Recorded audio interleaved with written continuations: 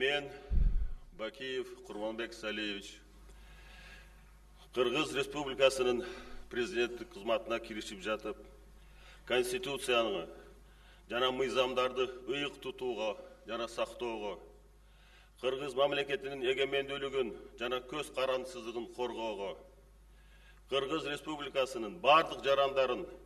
эркиндиги менен укуктарын урматтоого жана камсыз кылууга, бүткүл эл ишенип мага жүктөгөн президенттик бийик милдетин ар намустуулук менен талыкпастан аткарууга